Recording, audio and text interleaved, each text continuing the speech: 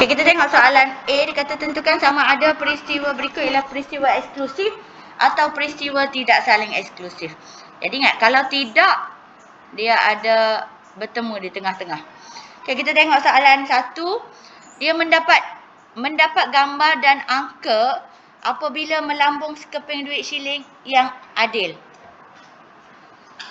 Sekeping duit shilling yang adil, jadi dia adalah saling eksklusif. Jawapan dia adalah peristiwa saling eksklusif. Tulis peristiwa saling eksklusif.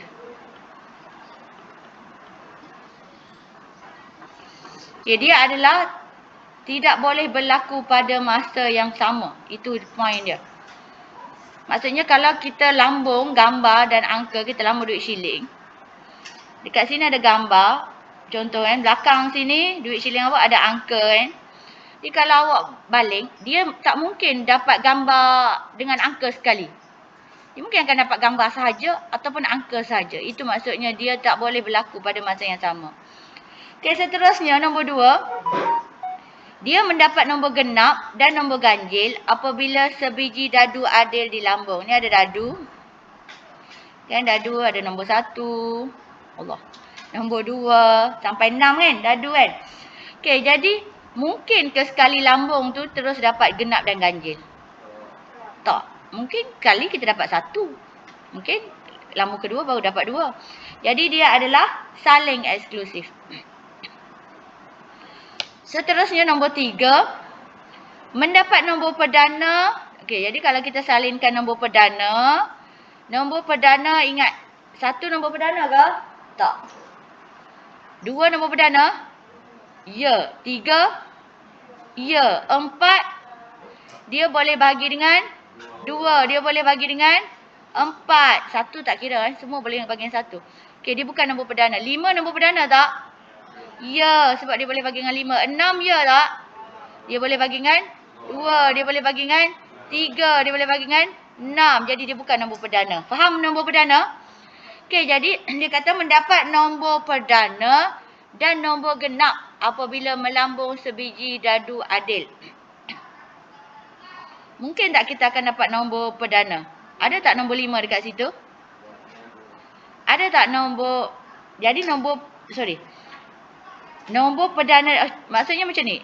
Mungkin tak kita dapat nombor 2 dekat dadu tu? Mungkin. Jadi nombor 2 tu nama dia ialah nombor perdana.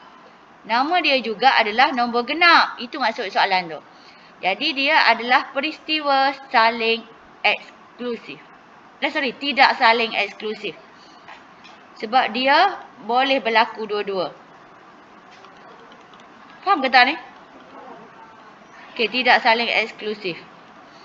Okey, seterusnya cikgu pergi ke note B. Dia kata tentukan sama ada peristiwa berikut ialah peristiwa saling eksklusif atau peristiwa tidak saling eksklusif. Ingat, kalau tidak saling, dia boleh berlaku dua-dua sekali. Ingat dia boleh berlaku dua-dua sekali ataupun dia bersilang. Apabila sebiji dadu adil di lambung. Yang pertama mendapat nombor 3 dan nombor 6. Saling eksklusif.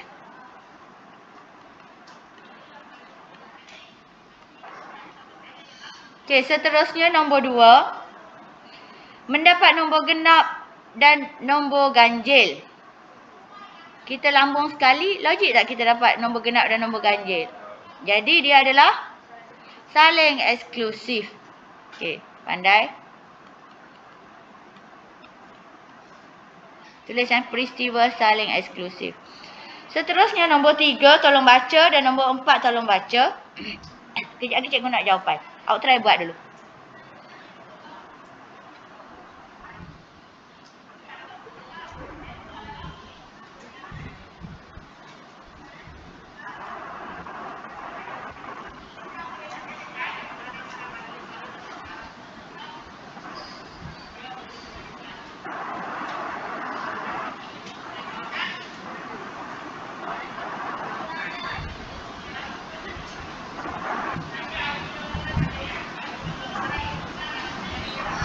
Okey, nombor 3 apa jawapan dia? Pandai, saling eksklusif. Yang ni peristiwa saling eksklusif. Last kali nombor 4. Pandai, tidak saling eksklusif. Faham lah tu? Okey, seterusnya cikgu pergi ke muka surat 132. Dia kata peristiwa saling eksklusif, sama juga tajuk dia, dan tidak saling eksklusif. Kita tengok soalan nombor 1. Dia kata sebiji dadu ada di lambung. A ialah peristiwa mendapat nombor ganjil. Jadi dekat A tu, awak tulis dekat atas ni sikit. Nombor ganjil kalau dadu ialah 1, 3 dengan 6 nombor ganjil ke? 5. Okey, B. Tandakan dekat atas B ni. Ialah peristiwa mendapat nombor genap. Jadi nombor genap ialah 2, 4, 6. Good. Soalan dia, adakah peristiwa A dan peristiwa B ialah peristiwa saling eksklusif atau peristiwa tidak saling eksklusif? Soalan dia. Anda boleh menggunakan gambar rajah Venn untuk menggambarkan kenyataan. Jadi gambar rajah Venn dia macam ni. Dia ada petak, boleh lukis. Okey, kemudian dia ada kat luar tu set semesta. Ini simbol dia. Apa tu set semesta? Alam semesta, pernah dengar? Alam semesta luas. Set semesta adalah set yang paling besar sekali. Dia biasa kita lukis petak. Okey, kemudian dalam ni ada set A, bulat kan? Dalam set semesta ada set A. Kemudian dalam ni juga ada set B. Okey. Ready? Kemudian dalam set A tadi kita dah senaraikan, dia nombornya ialah 1, 3, 5. Contohlah soalan minta senaraikan. Ada perkataan senaraikan. Awak wajib tulis A sama dengan kurungan cacing. Sekarang ni dia tak minta senaraikan. Awak boleh conteng kat atas ni. Boleh faham? Kalau dia minta senaraikan, mesti A sama dengan kurungan cacing. Tulis nombor 1, 3, 5. Transfer balik yang ni. Tutup kurungan cacing. Sama juga dengan B, sama dengan buka kurungan cacing. Awak laju sebab cikgu buat video sambil-sambil ni. Cikgu nak hantar kat kawan awak. 2, 4, 6 tutup kurungan cacing. Tapi kalau awak ada soalan nak tanya, awak terus angkat tangan. Jadi dekat dalam A ni awak boleh buat. Kita masukkan 1, 3, 5. Cara masukkan dia, awak kena dot 1, dot 3, dot 5. Sorry, tulisan kecil sangat. Dekat B, awak kena dot 2, dot 4, dot 6. Cikgu dot wajib ke? Wajib. Kalaulah contoh ada A dekat sini, awak tak dot, cikgu tulis 3 macam ni. 3 ini melambangkan dia punya bilangan. Apa yang maksudkan bilangan? Ada 1, ada 2, ada 3. Ni, 1, 2, 3. Kalau kita tak dot, maksud dia bilangan. Kalau kita dot, maksud dia unsur. Jadi benda-benda ni nama dia ialah unsur. Boleh faham? Okey, contoh cikgu buat ada satu set, nama dia set VT. Cikgu buat V. Dalam set ni ada Alia, contoh ada Maisara, ada Iman, cikgu tak ingat nama awak. Ada Ismaiz. Okey. Ini cikgu dot, dot, dot nama awak. Kalau cikgu tak dot, cikgu buat V4 mewakili bilangan. Faham? Beza antara dot dengan tidak dot? Okey, boleh. Okey, seterusnya. Jadi kalau kita tengok A dengan B ni, dia bersilang ke tak? Dia tak bersilang kan? A ada 1, 3, 5, B 2, 4, 6. Jadi dia adalah saling eksklusif ke tidak saling eksklusif? Pandai, dia adalah peristiwa. Tolong tulis perkataan peristiwa. Peristiwa saling eksklusif. Okey, cikgu pergi ke soalan nombor 2. Dia kata sebiji dadu ada di lambung.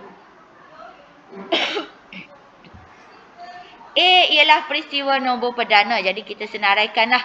A sama dengan nombor perdana. Jadi nombor perdana, ingat dadu ada 1 sampai 6.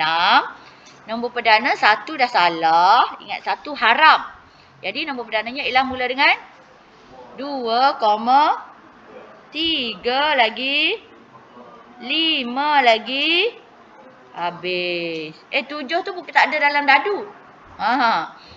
Seterusnya, B ialah peristiwa mendapat nombor genap. Jadi B sama dengan buat kurungan cacing. Nombor genap dalam dadu adalah 2,4 lagi 6. Good. Soalan dia, adakah peristiwa A dan peristiwa B ialah saling eksklusif?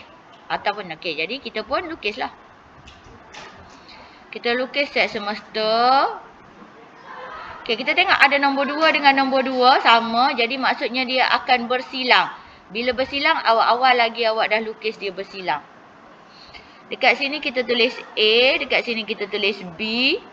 Jadi dekat yang bersilang tu, kita tulis dekat dot 2 dekat sini. Okey. Sebab apa kita dah siap-siap keluarkan? Supaya kita nampak, oh yang ni kita dah tulis. Seterusnya, dekat A ada 3 dengan 5. Jadi cikgu dot dekat 3, 5. Dekat A. Di ruang A. Seterusnya, di ruang B ada 4, 6. Jadi cikgu dot 4, dot 6. Boleh faham? Siapa tak faham, angkat tangan. Okey, semua faham? Tahniah. Jadi dia adalah peristiwa tidak saling eksklusif. Pandai. Jadi cikgu gariskan jawapan dia ni. Peristiwa tidak saling eksklusif. Awak salin.